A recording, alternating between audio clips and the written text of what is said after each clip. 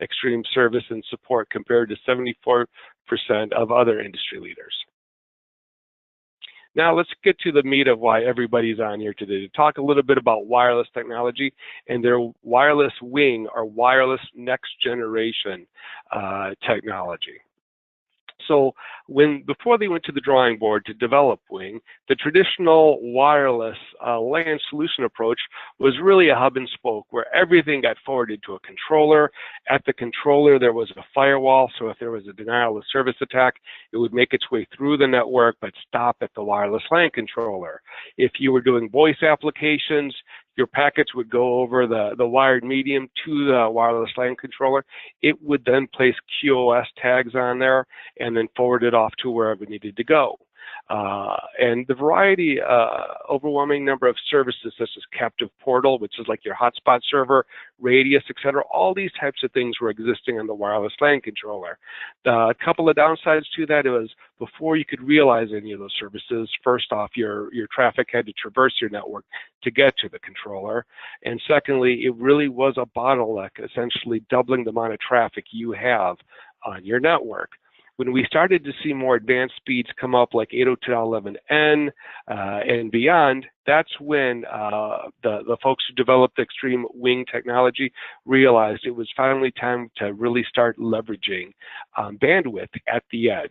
And that was the genesis of WiNG, where now every access point had the intelligence of the controller, whether it be authentication, encryption, decryption, depacket inspection, firewalls, QoS taggings, etc. They built that technology into each access point. For instance, the firewall. The layer 2 through layer 7 firewall can be applied against the radio, against the Ethernet interface, and against the virtual interface. So if somebody went home to do some homework and picked up something inadvertently and brought their laptop or tablet into the school and with no ill intention launched a denial of service attack, no longer would all that traffic traverse the way through its network, bogging things down and get stopped at the controller. No, the radio right there in the access point will stop it, and that attack will never make its way onto the wired medium. Obviously, there's no controller bottleneck. You get improved application performance, really much more efficient use of the bandwidth that exists at the edge. So the traffic can go directly to where it needs to go to instead of having to go all the way back to a centralized controller and back out again. And once again, if you have any questions throughout the presentation, please feel free to go to the remote control for the webinar service and type in your questions in the question section. We'll make sure to answer those here towards the end of the webinar. And if that remote control is blocking your view of some of the display, just click on the right directional arrow, and that will slide it off to the side for you. And you can click it again to bring it back out if you want to ask any questions. Once again, getting back to the WiNG technology, it really does put all the capabilities of the controller in an access point and pushes it out to the edge. So you get that high capacity throughput that we're now seeing with AC Wave 2, and that you're going to be seeing here very soon with AX, where we're talking gigabit speeds per radio and getting that on and off of your network. So much more efficient. As I mentioned before, we have an L2 through L7 firewall that can be applied against the radio, the interface, or the virtual interface in each AP. We can put quality of service packets right there at the AP. So your voice quality is improved straight from the AP onto the wired network, no longer limited to getting it only from the controller. There's also hardware deep packet inspection, which means that you suffer no loss in performance by having the access point conduct that deep packet inspection. So we can now go ahead and throttle on an application by application, or give priority to application by application, etc., in addition to the advanced analytics, the trending and traffic shaping that we're able to do.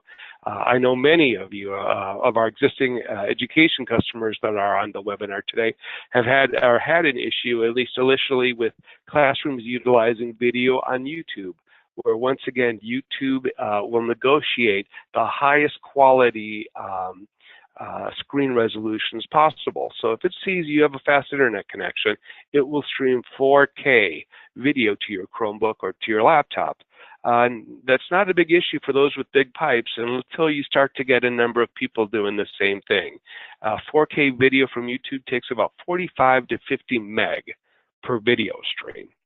So you can see very quickly that that can bog up even a gigabit uplink and downlink to the internet. So for that reasons, we can shape the traffic, such as YouTube, to say, hey, I see this as YouTube traffic. I'm going to limit it to 5.5 meg per session and make our students, suffer with high definition video. While I also want to go ahead and improve the quality of service for my voice over IP packets and other types of latency critical applications. Each access point, once again, since it has the intelligence of a controller, can actually provide onboard captive portal or hotspot support, DHCP, radius, and much more. That being said, even if an access point loses connectivity to its controller or to its manager, you will have zero loss in functionality because all those mission critical applications are running right there in the access point and will continue to operate until that is brought back. Once again, very intelligent design with minimal WAN bandwidth requirements too to manage these access points. So that being said, because it has that intelligence, each AP can actually work independently. It can be, each AP can serve as a controller for up to 64 other access points. It could be managed by an appliance. It can be managed by a virtual controller, or it can be managed from a cloud. The same AP can do all those things, allowing your systems to grow and migrate and change and scale as your needs do the same, without having to invest in new hardware. So it's really the only solution that provides you that level of scalability and flexibility and investment protection. Now, there are two interfaces that are available on top of WiNG. The first is the enterprise, and this is what's driving the Walmart implementation, as well as large school districts like Kenosha Unified, etc. It's their enterprise interface that really allows for profile management and for automated provisioning by location type, etc. Very, very granular control. Each radio can have over 100 different settings manipulated, etc. Allows for extreme customization and flexibility there. That being said, because of the scale, because of the granular nature, it does take a little bit to get up to speed on how to manage that and configure it.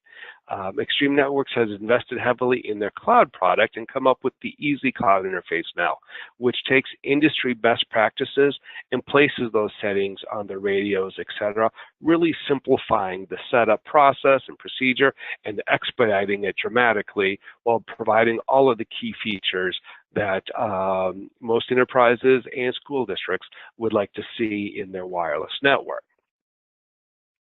Once again, regardless of the interface, they're running the same WiNG operating system across all APs, whether they be the wall plate, which connects up to your current wall outlet on the wall in your classroom, or any of the traditional or high density or outdoor access points.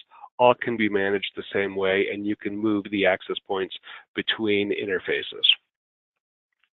Now, most wireless LAN providers out there today are able to provide a multi-site controller, and the way they do this is by assigning APs to various groups or sites, and then managing those APs with individual tunnels. So from a central location, you can now manage all APs at these different sites. The issue with it is many of those APs they have a timer inside them, must have connectivity to the controller within the specified amount of time.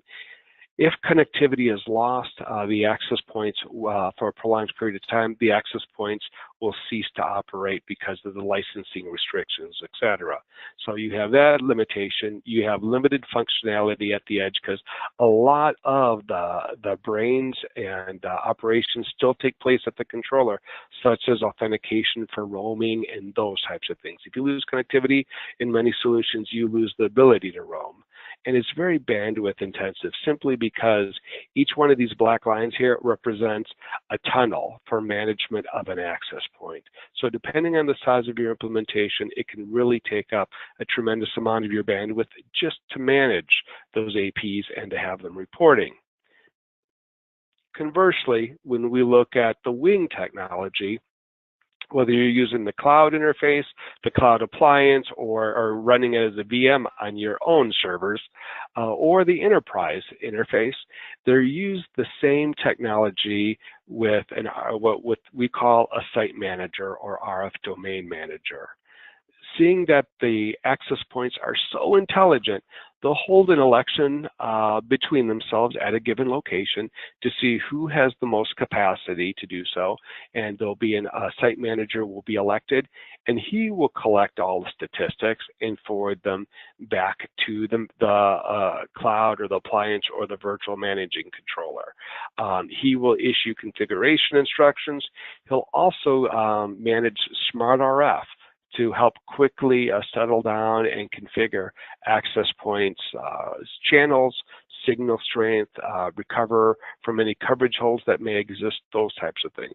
So now instead of having, 1, 2, 3, 4, 10 tunnels or all the way up to 256 tunnels between a controller to a site to manage access points, there only needs to be one tunnel there, making it extremely WAN bandwidth friendly. So once again, there's only one tunnel going to the site manager at each location. Should, for whatever reason, power be lost to that, or there be a failure of that RF domain manager, within 50 milliseconds, there'll be another election held and somebody else will take over the responsibility. So once again, very, very fault tolerant. All systems will continue to operate even if we lose connectivity to the controller or manager. All things will continue to operate even if we lose the one RF domain manager as there's an immediate election. And once again, just utilizing the full strength and capability and intelligence that's built in to every access point. The site manager responsibilities will vary everywhere will include, I should say, everything from the distribution of firmware. So if there is a new firmware update, you don't need to have your 10, 100, or 1,000 APs come back creating congestion over your WAN to get that firmware. It'll simply get pushed out to the access point serving as the site manager, and it will intelligently distribute it to all of the access points at that site. You can actually even configure if you want this to happen overnight or happen in a staggered fashion, etc. The intelligence is there for you to schedule these updates from that RF domain manager out to the remaining sites. He also manages all smart RF activity. Now, smart RF has a number of different patents in it, and it's a technology by which the access points can self-configure based on the environment and the client type and traffic that they're seeing. There's actually quite a bit of AI involved in that. Now, while other providers do have self-configuration capabilities, what's unique about smart RF is its ability to take into account historical client requirements and capabilities, as well as to have that one site manager be the conductor of the configuration. Where many systems have APs try to find the best channel and signal strength for them, the smart RF domain manager or site manager will collect all that information and will give instructions. AP number 1, you go to this channel and you go use this signal strength, and so on, issuing those instructions, allowing for self-configuration to resolve on average 50 to 60% faster than competing solutions. The site manager will also collect and forward all statistics, will organize and orchestrate and run on-demand site management, management frame, and packet captures. For anybody who's really tried to troubleshoot a wireless network, especially across roaming paths, it can be very challenging.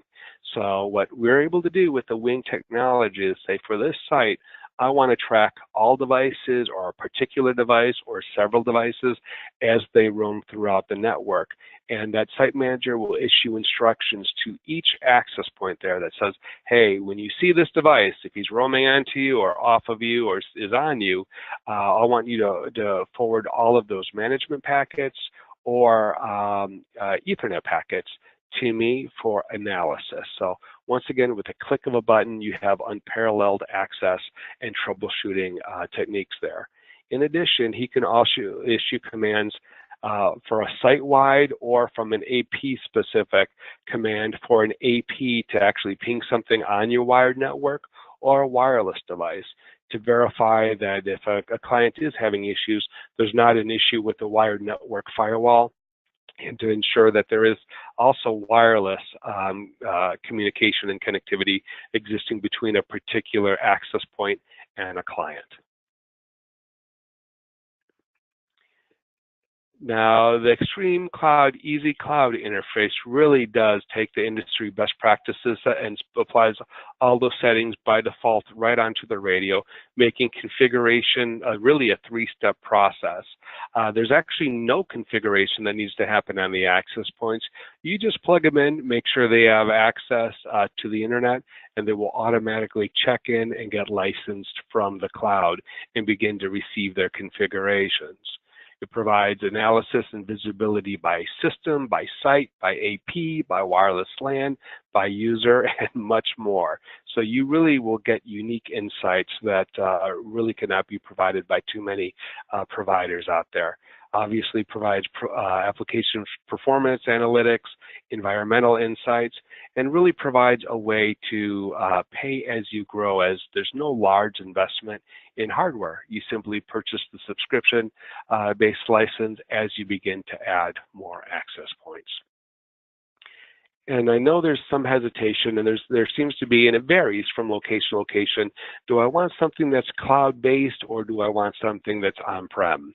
Well, first off, the thing that is unique about the Extreme solution is whether you lose connectivity to that controller or manager, you will not lose access to functionality and service. So that's the first differentiator there. But number two, regardless of what your preference is, you could run the solution from the cloud. You can run it from an ExtremeCloud appliance that you have in your network operations center, or you can throw the software simply on your VM and run the application from there. So same interface, same capabilities and technology, and you simply get to choose where you like to have it deployed.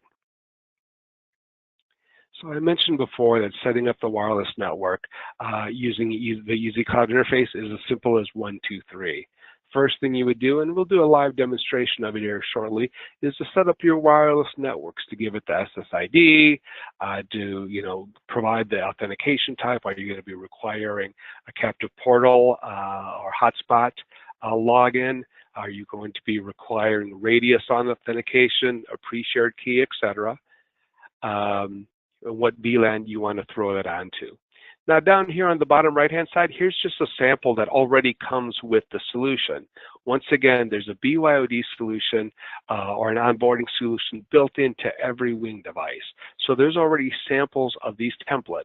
This one that I'm displaying here allows people to log in with their credentials from Facebook or Twitter or from Google automatically into the system, so you know who's logging in. There's a button down here for terms and conditions and privacy policy, so you can cover yourselves from any liability perspective, etc. There's also a pre-built template to log in by email address, by radius server, by SMS if you prefer to send out credentials via text messaging service, and many more. Obviously, you can place your logo and background photo on there as well. A huge variety of customization options there, but that's already pre-packaged at no additional cost and included right there in the system. And once again, should connectivity to the controller be lost, this is actually running in each access point. So you do not lose this functionality should you lose connectivity to the controller. And once my device is authenticated, that information is shared with all the other access points on the site, so I can roam from access point to access point with no hesitation. So number one, we create our wireless LANs. Step number two, we define our roles. And here I just threw up a sample role that we have here at Advanced Wireless to demonstrate. We're saying we're going to provide unlimited bandwidth, or we can limit the bandwidth if we should so choose. This wireless network is not being used for voice, so we haven't gone ahead and assigned a quality of service to it, but we are allowing all traffic to pass. But we're applying some specific rules here. We could apply rules based on L2, L3, L4, or L7. And what I have here is saying, okay, we're going to limit traffic to Netflix to 1 megabit per second, YouTube to 1 megabit per second, Vimeo 1 megabit per second. And there's literally thousands of applications that are defined there in the system, or you can add applications as well. But we will inspect the traffic and apply that rule to make sure that bandwidth is given priority to those applications that are critical to your application set. And we're defining this all for, per particular role. You may choose to have different roles for students, a role for staff and administration, a role for guests, and literally countless others. And then you can apply those against wireless networks, etc. So number one, we've created our wireless network. Number two, we've created our roles. And then the third step is to create the sites and assign those wireless networks with those roles against the sites. So you'll see that there's a graphic here that will denote all your different sites. You can click on it to jump directly into that site, or click on the sites listed below. You have a visual floor plan by floor or by building of the location that really gives you an accurate depiction of coverage, performance, signal to noise ratio, interference, channel configuration, data rates, all those things literally at a click of your finger. So once again, we created our wireless network, we created our roles, and then we applied them against sites, and now you are up and running without even having to touch an access point, other than to mounting on the wall or ceiling, plug it in, and make sure it has access to the internet. So it also provides exceptional monitoring based on what types of throughput and usage you're getting by application or by website, what is the signal to noise ratio, channel utilization, all those things are here. And you can see it by site, you can see it by access point, or you can actually see it by client or wireless network as well. So everything is simply within a click of the finger. And for those instances where you might have to do some troubleshooting, once again, with the technology that was developed for those like Walmart, people who are organizations that didn't have the capacity to send out a tech to each store at a moment's notice, they really went ahead and built in all those advanced troubleshooting features you need right here, whether it be, once again, within 2 or 3 clicks, launching a packet capture, capturing frames, wireless management frames from the devices to the infrastructure, to doing pinging and trace routing and viewing key statistics graphically. It's all built right in here, so you can get easy resolution to any issues that you may be experiencing at a school. So right now we'll go ahead and we'll jump into a live demonstration of ExtremeCloud. We are running the cloud version, but once again, it's identical to the Appliance or the VM version as well. So we'll go ahead here and we will log in right off of the Extreme Networks website. And automatically I'm brought to the system overview. So what's happening right now is the cloud is going out and talking to that site manager at each location, and it's going to populate all the information before us. So now across all the sites we have, I can see what's the throughput of utilization, what's my unique client count, and right here at 2200 hours, midnight, 2 o'clock, 4 o'clock, etc. I can see top access points by throughput, by client count, top networks or wireless LANs by throughput, what types of applications are being used by usage, manufacturing types of the devices there. And on any one of these, I can expand it, and I can see the actual statistics associated with it as well, all at a click of a button. Here we're seeing top applications by usage. I can go ahead and see that here, expand it. Here's how much is going into Google Mail, Dropbox, Amazon Web Services, DNS, Adobe Creative Cloud, Citrix, Facebook, Office 365.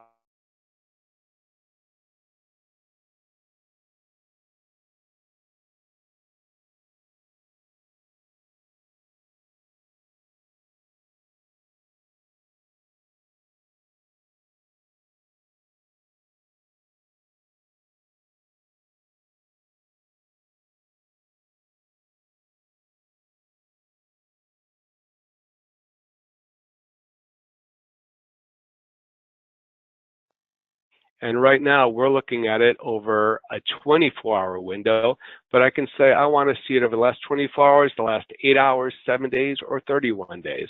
Where this comes in handy is when you're concerned that you may be having an issue with retransmit rates, etc. It's so helpful to be able to go back to periods where you weren't experiencing issues and to see what were the characteristics of the wireless environment during those specific periods.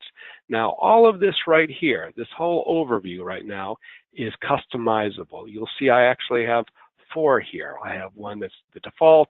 I have one that's going to give me wireless information, one that gives me application-based information, one that gives me client information.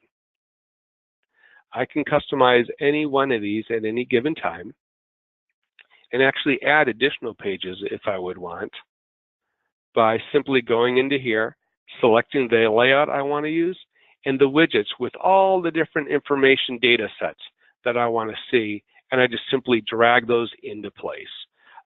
So really easy to use, easy to understand GUI configuration there. So you can create additional pages or customize the pages that are already there. Now, should I wish to see how things are happening at a particular site, I'll just go and click on sites. I can either click on the map or down here from the list. And now it's going to show me the same thing, only it's going to be for that particular site or school. Once again, I can customize any of these widgets. I can add additional pages. I just have the default here, but I can see what is happening at the school by throughput, channel utilization, what's my throughput, what are the applications used, etc. I can customize all that. I can look at my floor plans here. By floor at a particular location. If I had multiples, you'd see them here, and I would just click on them here along the right-hand side. And for those of you who can see closely, you're going to see there's different colors in each one of these lines. We've gone through this, and we've told it which walls are drywall, which walls are glass, which walls are cement, etc. So it can give us the most accurate depiction as to what is happening in that environment. I can see what is the SNR noise, I can see what the average signal strength the users are, what my radio settings are set at, how many users are there, etc. And then I can also go here and say, can you please give me an accurate heat map? And all of those walls, all that information, all the sensing will tell me what throughout my facility my signal strength is looking like. I can ask it to show me by link speed, by radio frequency quality index, and much more. So all of that is here, available to you at the click of a button. Now, if I saw that somebody was having some performance issues, and I saw that he had 150 devices talking through that one access point, depending on the type of access point it is, I would be able to say, you know, we probably need to do a reallocation of access points in that area to spread the burden there. Or if I saw a signal to noise ratio less than 20, I would know that there is an interference issue there going on, or high channel utilization rates. All these are types of things you can see off of this one map, so you can quickly see what the situation is, evaluate it, and take preventive measures. I can see my access points that are within the site. I can actually go ahead and click on an access point. So once again, I can look at the overview of the entire system. I can look at it by site, and now I can look at it by access point, see how everything is running, capture all of those key statistics again, etc. And should I have the need to, I can go ahead and do the exact same thing by client. So once again, we can see all this information by system, by site, by wireless LAN, by access point, and by client. So I can tell, is this user really having a wireless issue? Is it a training issue? Or is it an application issue? Quickly and easily see who he's connected to, what networks he's running, look at his logs, see if he's been in any other sites, etc., all literally with a click of a button. Now, say I do receive a call that somebody is having issues. We know that they're in a particular area that's covered by a particular access point. I'm just going to go ahead and make sure that that access point does have access to the internet as well as to that client. So I go into him, and I'm going to simply click on Tools here. And here I can either do a packet capture, I could do a ping or trace route, or a wireless debug. If I wanted to do a packet capture, it could be as easy as just hitting start here.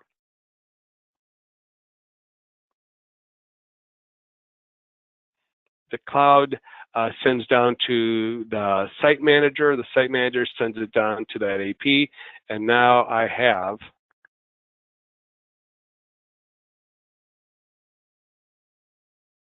my wireless trace. And I can say I want all wireless packets, I want all wired packets, I want all error messages or any exception packets, etc., all right here within a click. If I wanted to say, okay, I want to make sure that that access point, since we're getting complaints from there, that it does have access to the internet, I could say I want it to ping, let's just say, a Google DNS server, or it could be any server on your network that you want to confirm that packets are able to go from that access point to that server. I can do a trace route. And here I have the results. It's successful. I see that there's no extensive delays. So that part of the solution is running well. Now let's say I wanted to ping that wireless client that's connected to him that was reporting issues to make sure that I do have good wireless connectivity there. Yes, that access point, I know the radio is working. I know he has connectivity to that device because I was pinging him from the radio straight to that account. And so now it really does look like there may be some user training issue or potentially an application issue there. I can get wireless debug information and so much more. So all of that comes without additional expense in the EzCloud interface. Once again, really leveraging that wireless next generation operating system that is operating inside of each access point. So you can see here a tremendous amount of power and connectivity, and based on your deployment needs, you can ask the question, do I need that enterprise interface that's really designed for dozens to hundreds to thousands of locations, or does the EzCloud really provide me the applications and functionality subset I have combined with the ease of use? So once again, just another way Extreme Networks is looking to make sure that it tailors its solutions to your needs. Now, that being said, if anybody has any questions, once again, I encourage you to go to the remote control along the right side in there and click on the questions section and go ahead and type in a question, and we can try and get it addressed right now for you. More information on this and others can be found at www.extremenetworks.com or at www.awimobility.com. We will also be running live demonstrations, and we are taking appointments for those of you who may be attending the Brainstorm trade show in the Wisconsin Dells here at the beginning of March. We'll have all of these, both the enterprise and the EzCloud interface up and running, and we'll be doing demonstrations there. So once again, feel free to go ahead and ask any questions, or if you would like to talk further about this, please do not hesitate to contact me. My name is Daryl Morin. I can be contacted at 888-238-9473 at extension 103, or you can email me at dmorin@awimobility.com. You'll also find in your remote control, there are 5 pieces of literature that you can download and review should you want additional information. So once again, it looks like we're going to finish up a little early today. I don't have too many questions here. So once again, I want to thank everybody for joining us today and for having an opportunity to review not only the characteristics of the award-winning WiNG operating system, but to review with us here today the EzCloud interface, which Extreme Networks has designed and laid upon it. So once again, thank you. Wish everyone a fantastic week, and we look forward to seeing you here at the beginning of March out at Brainstorm. Thank you.